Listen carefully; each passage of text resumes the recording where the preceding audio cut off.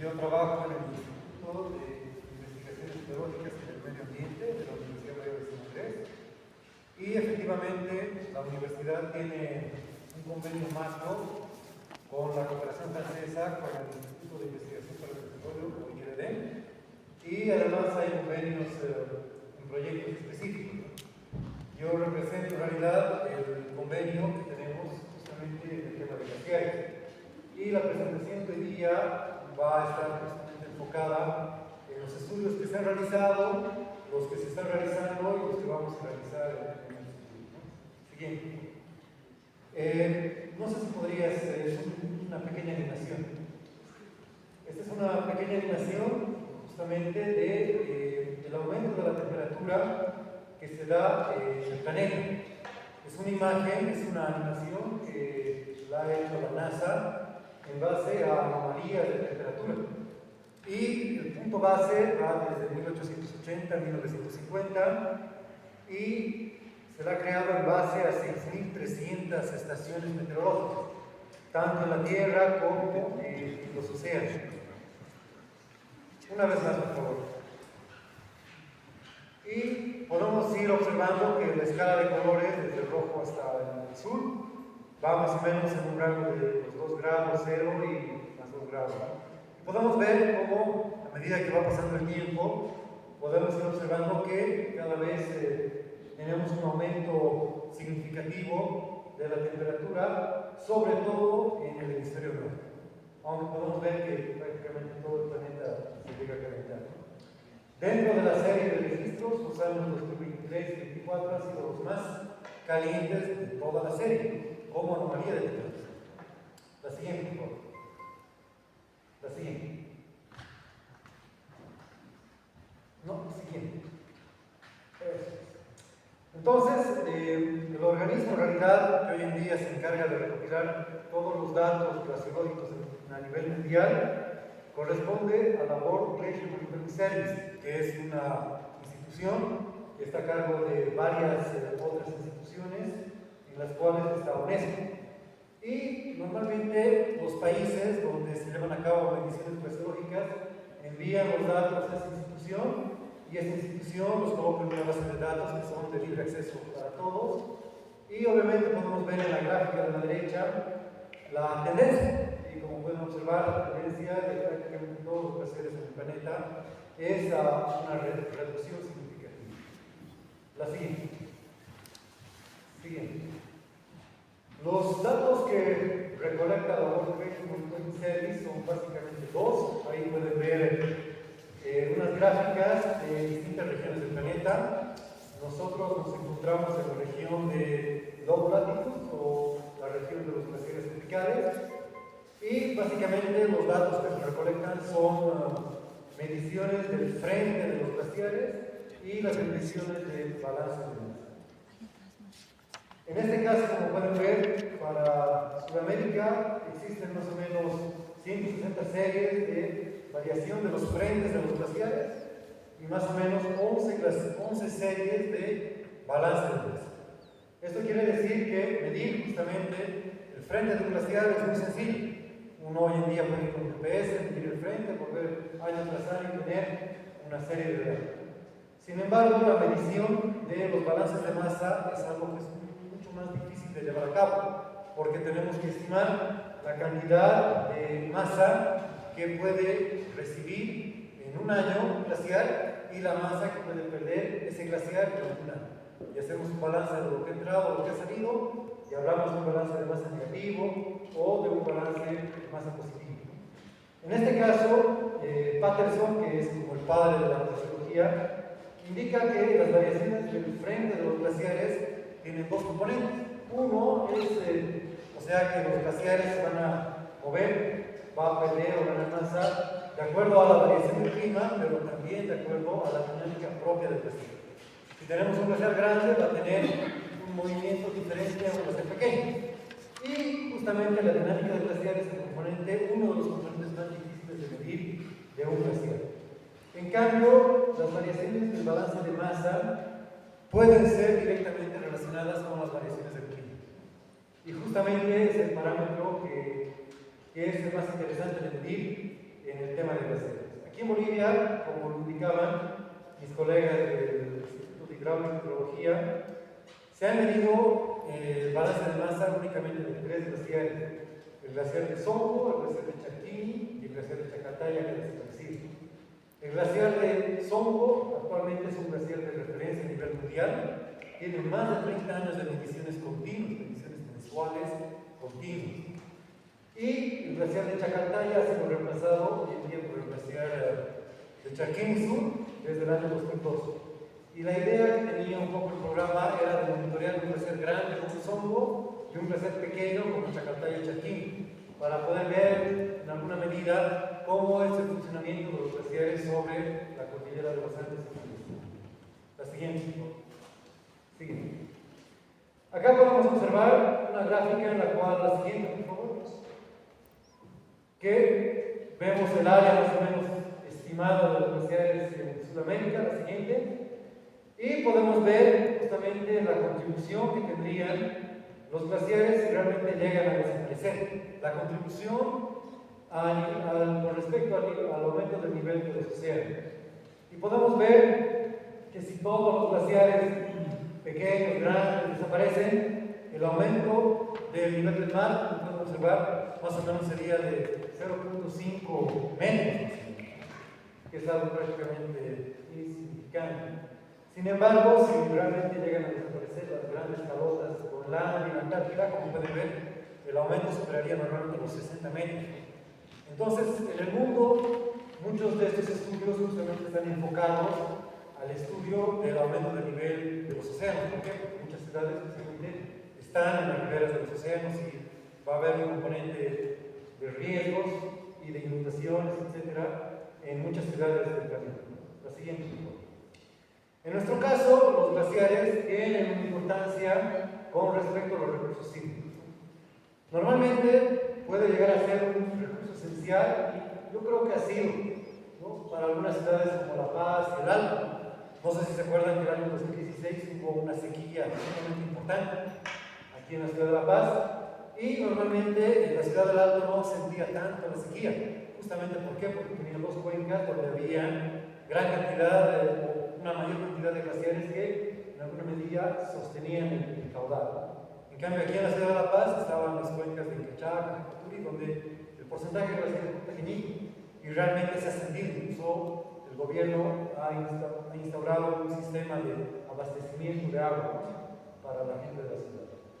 También los glaciares son considerados como reguladores del agua en época seca, ¿no?, cuando normalmente ha habido una poca precipitación durante un año, un glaciar va a tener poca acumulación de nieve. Esa acumulación de nieve se va a perder en el inicio del año y va a tener una fusión elevada. Esa fusión elevada normalmente sostiene los caudales justamente en la época seca. La siguiente.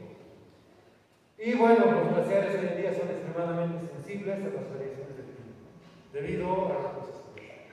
Siguiente.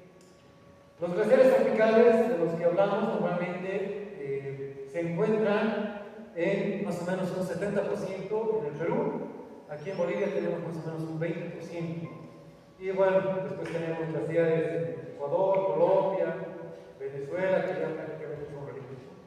También hay algunos relictos en África y en Oceanía. Sí, en África y Oceanía.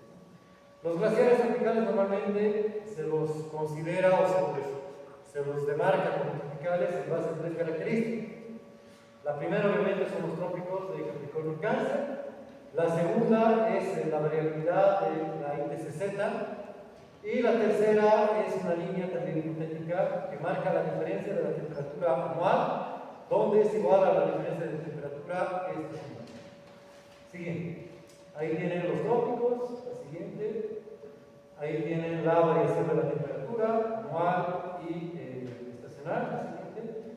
Y ahí van a tener la variación de la ITCZ, ¿no?, de la zona de convergencia tropical. La siguiente. Entonces, dentro de los glaciares tropicales se reconocen dos áreas: los glaciares tropicales internos y los glaciares tropicales externos.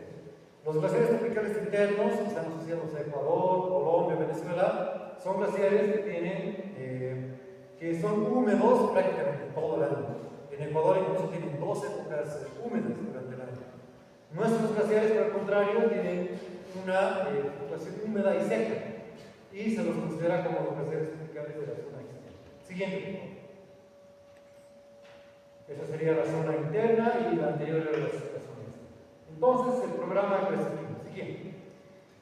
Formalmente, los estudios empezaron en el año 91, cuando teníamos a Orso, justamente del Instituto de Hidráulica y Hidrología, ¿no? A cargo de los franceses que ven ahí en la diapositiva, ¿no? En donde instauraron la medición justamente del glaciar de Songo y de Chacartaya. Siguiente. En el año 97 hasta el 2011 el programa cambió de nombre, pasó a llamarse Secretarias, que era glaciares y recursos de agua en zonas tropicales como indicadores climáticos y medioambientales. La siguiente. Durante esa época, el glaciar de Chacartaya desapareció en el año 2009 y se instauró la medición en el glaciar de Charquín Sur. Siguiente. El año 2012 ganamos un proyecto para instaurar un laboratorio mixto internacional, que es un laboratorio, era una estructura de verde en la cual personal local de los países podíamos asociarnos y mantener las mediciones.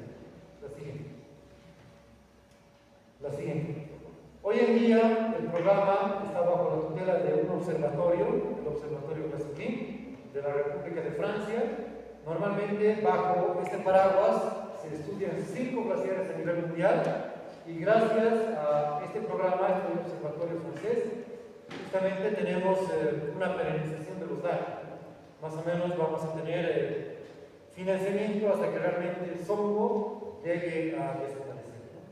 Y los datos, como les decía, que obtenemos con este programa, el programa GlaciClim, los enviamos por un lado a la World Glacier Monitoring Service y por otro lado a la Global Biosphere Watch, que son 2 organizaciones de la UNESCO que recopilan datos glaciológicos a nivel mundial.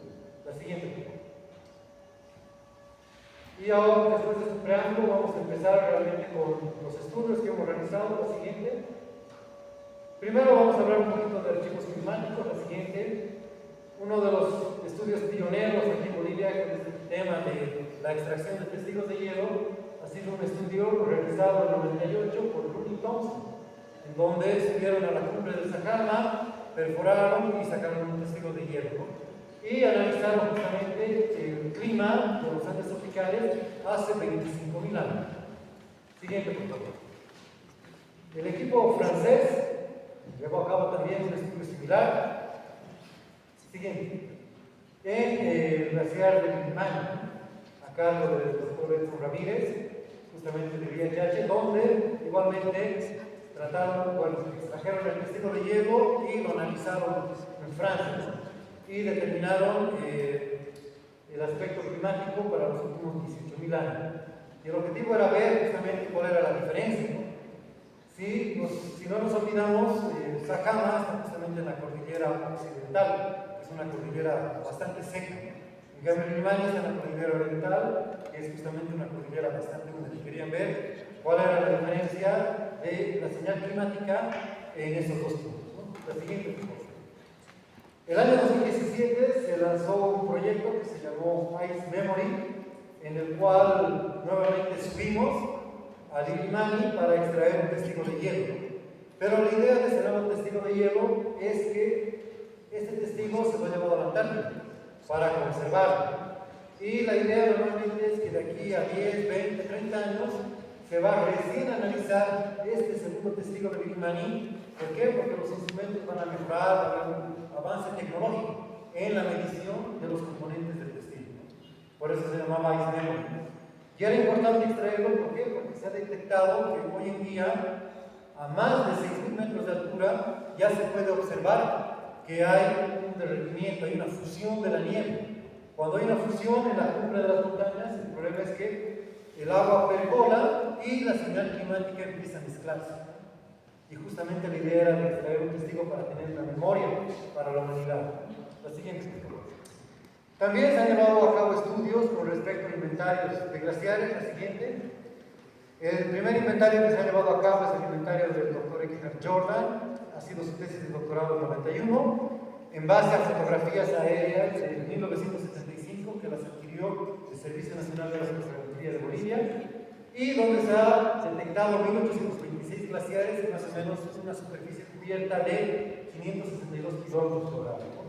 Como pueden ver, toda la parte negra son los glaciares de la cordillera de este inventario, y únicamente estos 3 glaciares han tenido estudios durante más de 10, 15 años aquí en el país. Se han iniciado, como mencionaba hace rato, otros estudios en la cuenca del Chumicondorí. La siguiente, por favor. Y bueno, este inventario ha determinado que el 80% de los glaciares tenían un área menor a 0.5 kilómetros cuadrados. ¿Eso qué quiere decir? Que son glaciares sumamente pequeñitos, ¿no? Los glaciares grandes aquí en Bolivia van, yo diría, desde 1 hasta 2 kilómetros cuadrados, ¿no? Yo creo que el más grande es el Chacomán, la siguiente, por favor. La siguiente, se han llevado, como ven, estudios comparando justamente el inventario de 1991 con fotografías aéreas del 2006 en la región media, en la parte central de la cordillera real aquí en Bolivia.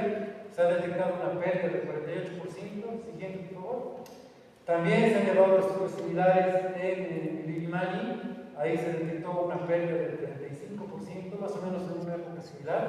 La siguiente, por favor.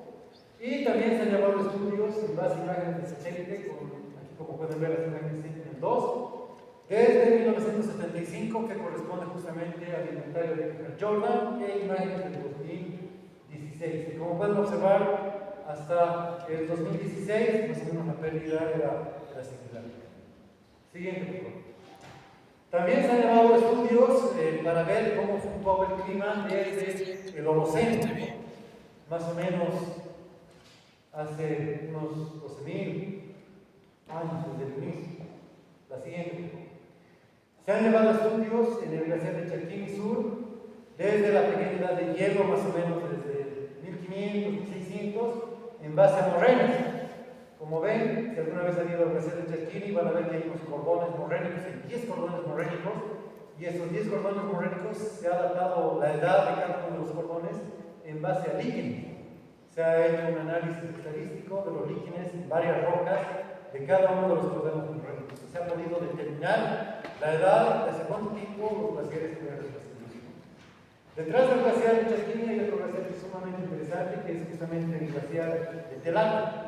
En el glaciar de Telata se ha encontrado una serie de 56 morrenas, que es algo bastante raro. A nivel de Sudamérica creo que hay 4 o 5 sitios glaciares donde se tienen justamente morrenas y que han sido conservadas a ese nivel. Y justamente con ese estudio se ha podido determinar cómo había sido la fluctuación desde el Holoceno hasta nuestros días. La siguiente, por favor. Se han llevado a cabo estudios de balance de masas. Ahí, como podemos observar, tenemos un estudio que se ha llevado a cabo en el glaciar de Sonco.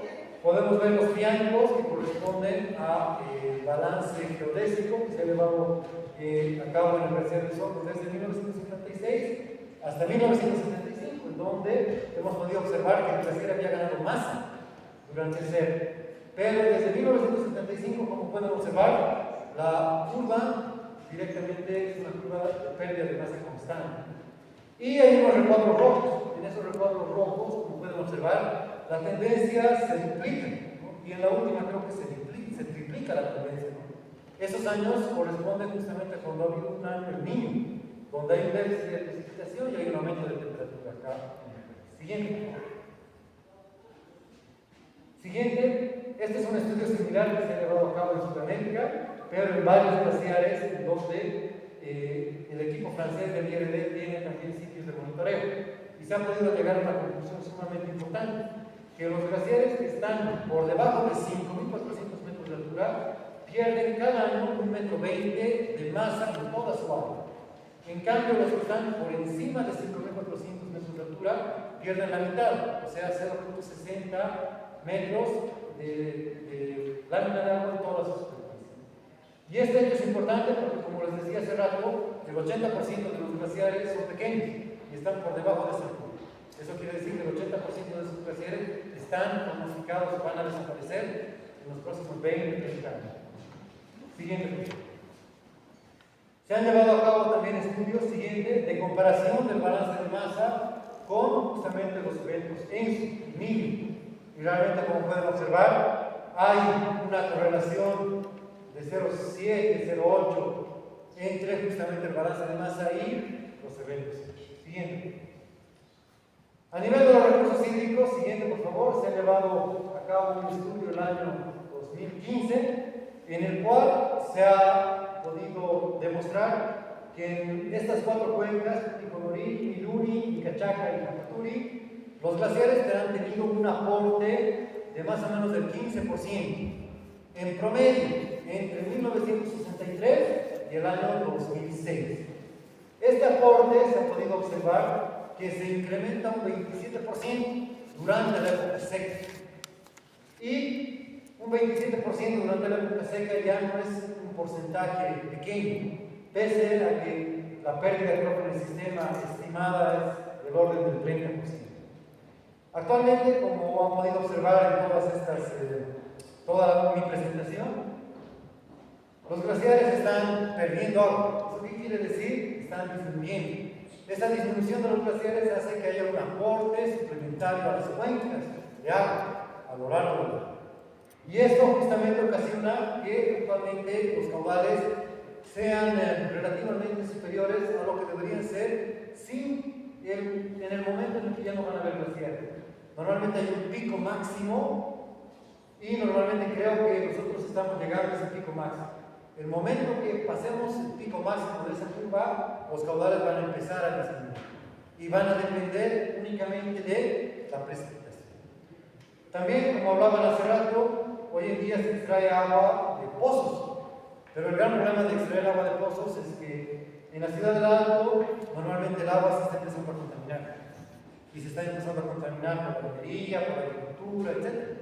Y queda un poco en la mente de que cuando uno extrae agua de pozos, el agua siempre es limpia porque hay un filtrado. Pero lastimosamente, estudios también del IRD han demostrado que el agua se está empezando a contaminar en el tema de pozos. Siguiente, por favor.